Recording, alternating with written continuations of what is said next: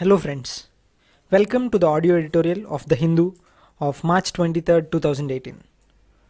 For a lot of insightful and analytical videos on Indian constitution, polity, governance, social issues, explained right from the basics by Dr. Harinath Reddy, and videos on summaries of magazines like Yojana etc., please visit our YouTube channel, Shankaran IAS Study Circle.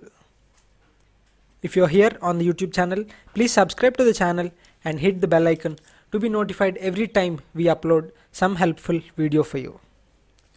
Let us start listening to today's editorial, read by John Michael. Curbing Misuse, on Supreme Court's ruling on the Anti-Atrocities law.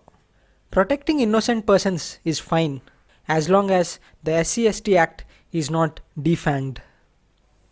Will laying down procedural safeguards to curb false accusations work against the interest of protecting the oppressed from discrimination and caste-based atrocities?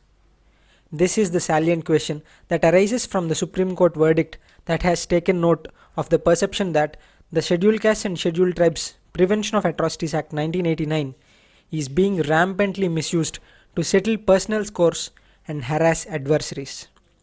On the face of it, it is difficult to fault the court's approach. It is settled law that the mere scope for misuse of an act is not a ground to invalidate it. Constitution courts seek to preserve the spirit of such legislation on the one hand and to evolve guidelines to prevent its misuse on the other. This is precisely what the two-judge bench has aimed to do. It has ruled that Section 18, which bars grant of anticipatory bail to anyone accused of violating its provisions, is not an absolute bar on giving advance bail to those against whom prima facie there is no case. In addition, the bench has prohibited the arrest of anyone merely because of a complaint that they had committed an atrocity against a Dalit or a tribal person.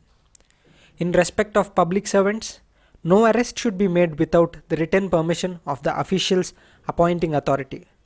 And for private citizens, the Senior Superintendent of Police in the district should approve the arrest. In doing this, the Supreme Court has sought to strike a balance between protecting individual liberty and preserving the spirit of a law in favor of oppressed sections. Without any doubt, atrocities against Dalits are a grim social reality, necessitating a stringent law to combat it. The Act was amended in 2015 to cover newer forms of discrimination and crimes against Dalits and tribals to add teeth to it. It is true that conviction rates under the Act remain low. The lackadaisical approach of investigators and prosecutors to bring home charges against perpetrators of such crimes among the dominant castes is reflected in statistics.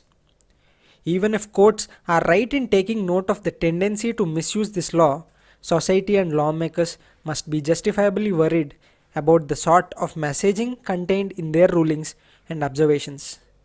In an ideal system, as long as every charge is judicially scrutinized and every investigation or prosecution is fair and honest, one need not worry about misuse and its adverse effects.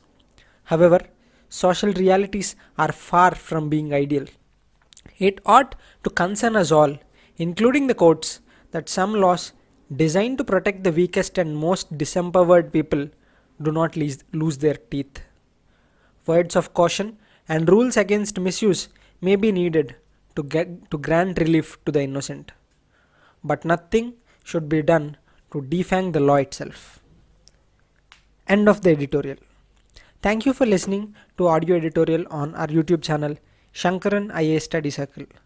For more such helpful video content, please subscribe to our channel on YouTube /Shankaran IAS Study Circle.